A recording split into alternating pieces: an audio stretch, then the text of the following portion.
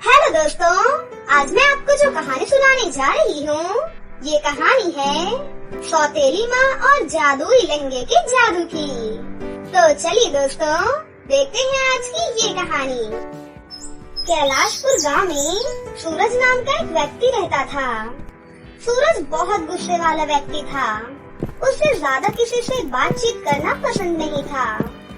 उसकी बीवी कुसुम और उसकी एक बेटी भी थी जिसका नाम मेहर था। मेहर अपनी माँ से बहुत प्यार करती थी। एक बार अचानक कुसुम की मृत्यु हो गई। ये समय सूरज और मेहर के लिए बहुत ही गम से भरा था। कुसुम के चले जाने से दोनों बहुत दुखी थे। इधर कुसुम को मरे 1 महीना ही बीता था कि सूरज ने दूसरी शादी कर ली और अपनी दूसरी पत्नी शालिनी को घर ले आया। शालिनी, ये मेरी बिटिया मेहर है। मैं इससे बहुत प्यार करता हूँ। मैंने तुमसे शादी सिर्फ इसीलिए की है ताकि तुम इसे माँ का प्यार दे सको। आप बिल्कुल भी चिंता ना करें जी, मैं इसे माँ की तरह ही प्यार करूँगी। हाँ शालिनी, मुझे तुमसे यही उम्मीद है।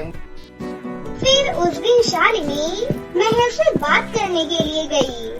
मेहर बेटा, कैसी हो? देखो, तुमसे मिलने कौन आया है? तुम्हारी नई माँ शालिनी। पर आप तो मेरी सौतेली माँ हो ना, और सौतेली माँ तो बहुत बुरी होती हैं। अच्छा जी, ये तुमसे किसने कहा? सब यही कहते हैं। मेरी सारी सहेलियाँ भी यही कहती हैं।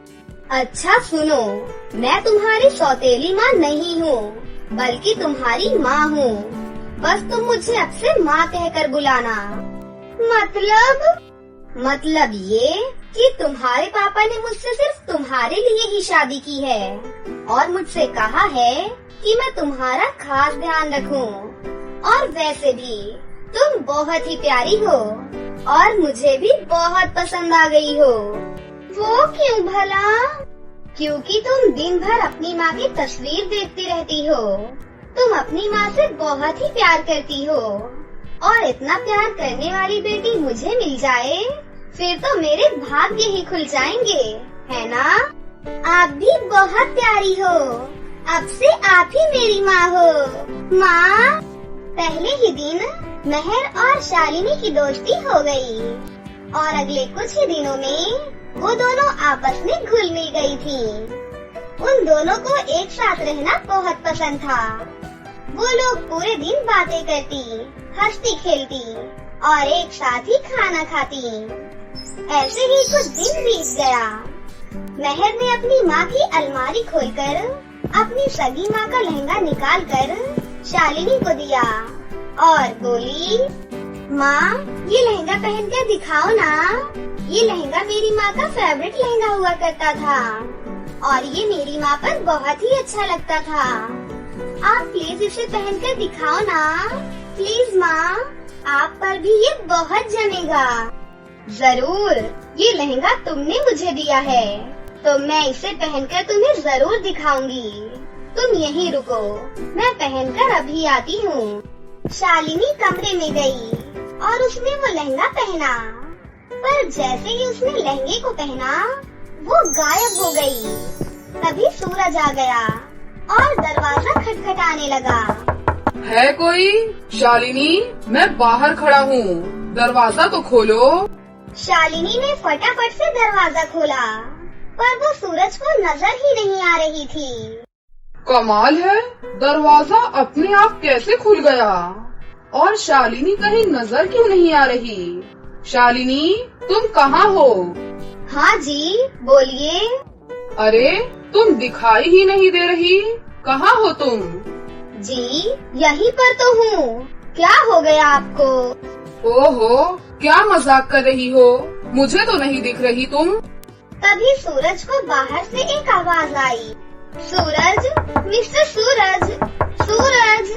सूरज बाहर निकल गया। इधर शालिनी को कुछ समझ में नहीं आ रहा था कि उसके साथ क्या हो रहा है। शालिनी शीशे के सामने खड़ी हो गई और उसने देखा कि वो शीशे में दिखाई ही नहीं दे रही थी। ये कैसे हो सकता है? मैं शीशे में दिख क्यों नहीं रही? ये क्या हो रहा है मेरे साथ? आखिर ये माजरा क्या है? शालिनी समझ गई कि उसने जो लहंगा पहना है वो मामूली लहंगा नहीं बल्कि जादुई लहंगा है। शालिनी ने तुरंत उस लहंगे को उतारकर संभाल कर उसे रख दिया। कुछ ही देर बाद सूरज वापस आया और बोला, अरे शालिनी, कहाँ चली गई थी तुम? मैं तुम्हें कब से आवाजें लगा रहा था। वो मैं यही बेड के नीचे सफाई कर रही थी। ठीक है, मैं बाहर जा रहा हूँ। आते आते देर हो जाएगी। तुम और मेहर खाना खा लेना, ठीक है? इतना बोलकर सूरज वहाँ से चला गया और फिर शालिनी उस जादुई लहंगे की बात मेहर को जाकर बताती है। क्या सच में माँ, ये जादुई लहंगा गायब होने वाला है? हाँ सच में। अच्छा, ये बात तुम्हारे पापा को बताऊं क्या? नहीं, उन्हें मत बताना। माँ का लहंगा जादुई बन गया। इसके पीछे कोई भी वजह हो सकती है। अच्छा ठीक है। अगले दिन सूरज बहुत ही उदास और टेंशन में था। तभी शालिनी उससे पूछती है, तबीयत तो ठीक है ना जी आपकी? हाँ, सब ठीक है। तुम बस जाकर एक कप चाय बनाकर ले आओ मेरे लिए। तभी दरवाजे पर बेल बजती है और शालिनी दरवाजा खोलने जा ही रही थी कि तभी सूरज बोला, अरे रुक जाओ शालिनी, मैं खोल देता हूँ। दरवाजे पर फिर से वही लड़की थी जो उस दिन सूरज को आवाज लगा रही थी। दरअसल ये डॉली थी जो सूरज की बिजनेस पार्टनर थी। शालिनी सुनो, मुझे डॉली मैम से किसी बड़ी डील के बारे में डिस्कस करना है। कोई हमें डिस्टर्ब ना करे, इस बात का खास ध्यान रखा जाए। अब तुम जाओ और दरवाजा लॉक करते हुए जाना। ठीक है जी। इतना बोलकर शालिनी वहाँ से बाहर मेहर के कमरे में आ गई। मेहर डॉली के बारे में सुनकर थोड़ा घबरा गई और बोली, माँ, ये औरत मुझे बिल्कुल अच्छी नहीं लगती। मेरी सगी माँ के मरने से पहले भी यही लेडीज घर में आई थी और पापा ने मुझे ऐसे ही बोला था। अच्छा, फिर अब क्या करें? कैसे पता लगाएं कि आखिर अंदर हो क्या रहा है? माँ, आप वो जादुई लहंगा पहनो और पता लगाओ कि पापा वहाँ उस लड़की से क्या बातें कर रहे हैं। हाँ, तुम सही कहती हो। ये ठीक है, अभी पता करती हूँ। शालिनी तुरंत ही वो जादुई लहंगा पहनकर बाहर आकर मेहर से बोलती है, बेटी, मैं तुम्हें दिख रही हूँ क्या? नहीं माँ, पर आप हो कहाँ? यही हूँ। और फिर शालिनी उस कमरे में गई जहाँ डॉली और सूरज आपस में बैठकर बातें कर रहे थे और वहीं उनके बीच में बैठकर उनकी सारी बातें सुनने लगी। डार्लिंग, सब सही करके मैं तुमसे शादी कर लूँगा, तुम टेंशन मत लो। लेकिन कब सूरज? मुझसे अब तुम्हारे बगैर और नहीं रहा जाता। डॉली बेबी, तुम्हें तो पता ही है कि ये सब कुछ मैं तुम्हारे लिए ही कर रहा हूँ। मैंने पहले भी अपनी पहली पत्नी कुसुम को मार डाला ताकि ये सारी जायदाद प्रॉपर्टी मेरे नाम हो जाए, पर कमबख्त ये सब मेहर के नाम कर गई और अब मैं मेहर को मारूंगा और इल्जाम उसकी सौतेली माँ पर डालूंगा। दुनिया जानती है सौतेली माँ कैसी होती है और उसके बाद ये सारी प्रॉपर्टी हमारी होगी। क्यों, कैसा लगा प्लान? वाह जानू, it is a fantastic idea. पर जो भी करना है अब जल्दी करो, मुझसे सब्र नहीं हो रहा है। ये सब सुनकर शालिनी के तो होश ही उड़ गए। उसे तो अपने कानों पर यकीन ही नहीं हो रहा था कि ये सब कुछ सच है। वो कमरे से बाहर आ गई और उसने ये सारी बातें मेहर को बताई। मुझे तो पहले से ही ऐसा लगता था। मेरे पापा अक्सर मेरी माँ को बिना बात के पीटते रहते थे। अब मैं उन दोनों को नहीं छोड़ूंगी। मेहर बेटा, गुस्से से नहीं, अकल से काम लो। हम उनसे ऐसे नहीं जीत सकते। मेरे पास एक आइडिया है। मेरे साथ पुलिस स्टेशन चलो। और बताओ कि तुमने अपनी माँ का खून होते हुए देखा है। शालिनी की बात सुनकर महर कंप्लेंट करने पुलिस स्टेशन चली गई और फिर पुलिस महर के साथ उनके घर आ गई। Mister Suraj and Dolly, both are you under arrest. लेकिन क्यों इंस्पेक्टर साहब, हमारी गलती क्या है? अपनी पहली पत्नी के कत्ल के जुर्म में आपको गिरफ्तार किया जाता है। क्या? जी हाँ, आपकी बेटी ने खुद खून होते हुए देखा है। क्या? ये हो ही नहीं सकता।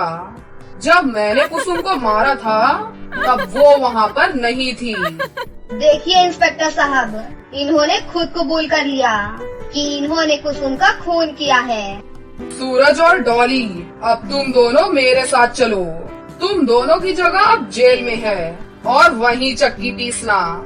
फिर उन दोनों को पुलिस पकड़कर ले गई और फिर महर और शालिनी दोनों एक साथ हंसी खुशी रहने लगी। एक बार की बात है, एक गांव में सिमर नाम की एक लड़की रहा करती थी। सिमर अपने चाचा और चाची के साथ रहा करती थी।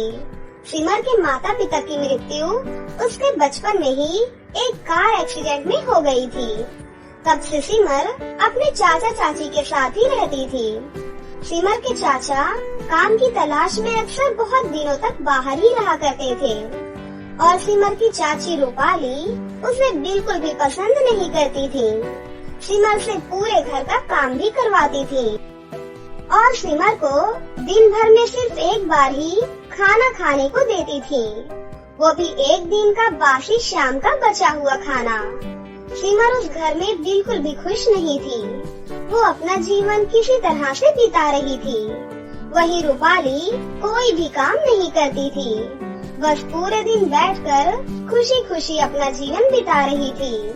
फिर एक दिन रूपाली सिमर से बोलती है, अरे ओ मनहूस सिमर, आज कान खोल कर सुन ले तू।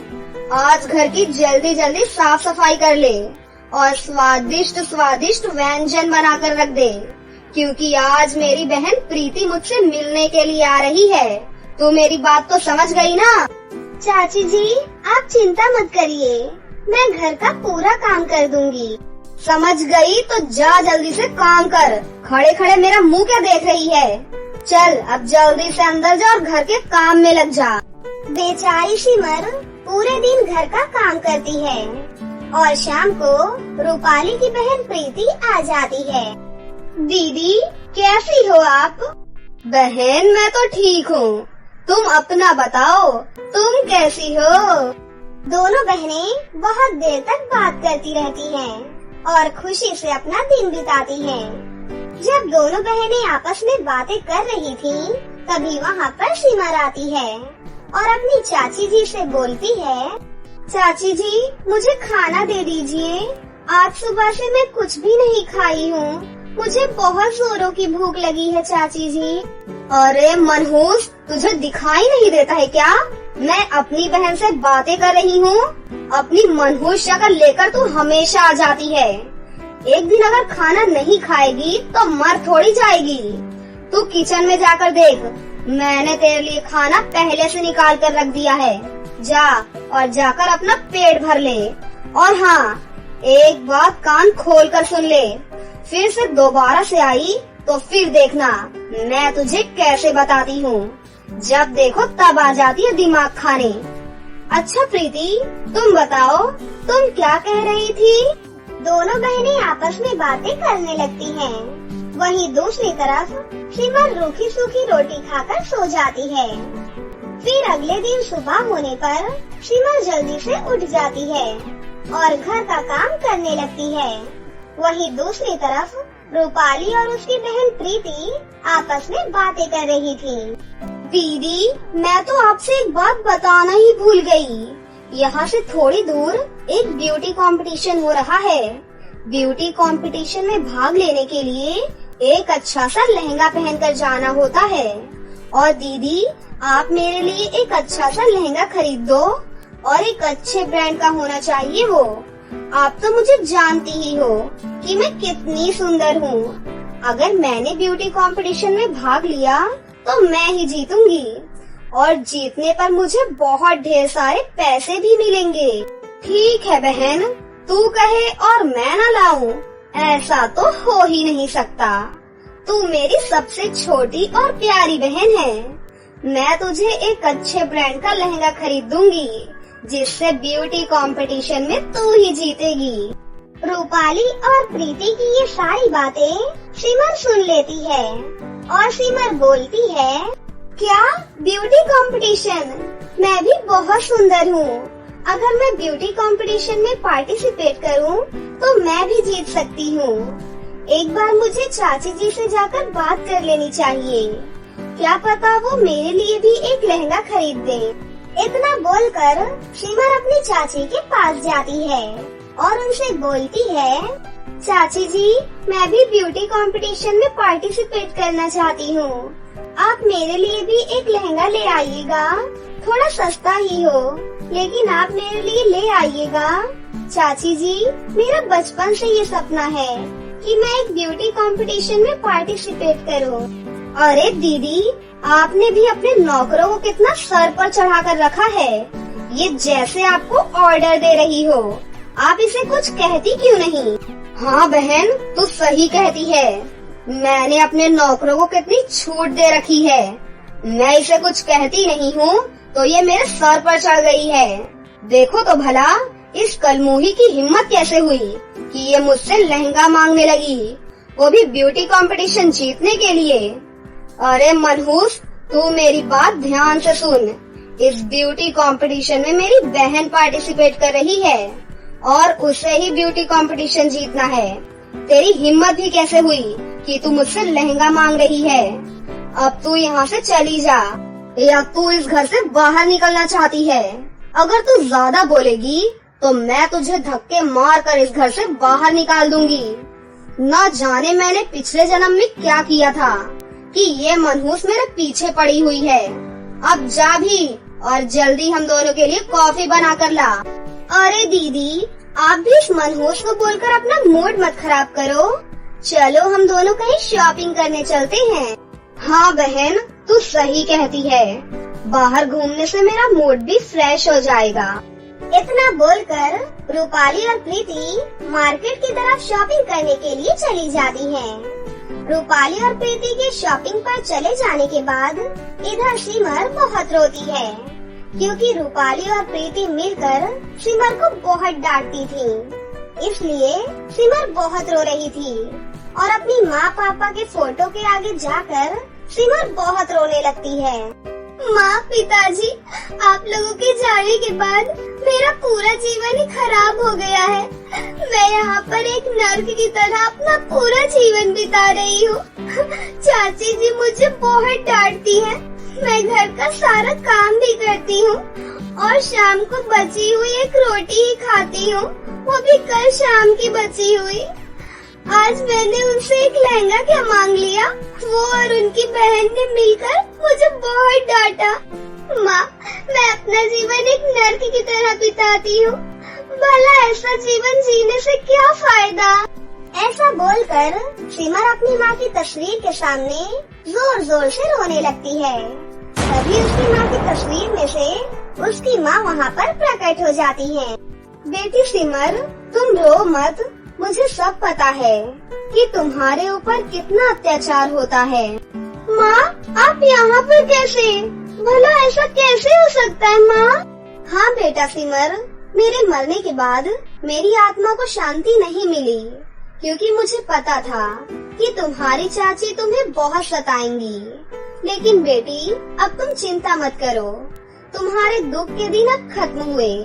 अब उन लोगों को अपनी गलती की सजा जरूर मिलेगी। बेटा सिमर, तुम उदास मत हो। तुम्हें ब्यूटी कंपटीशन में जाना था ना, तुम उसमें जरूर जाओगी। तुम्हें तो बस एक लहंगे की जरूरत है। मैं तुम्हारी इच्छा तुरंत पूरी कर देती हूँ।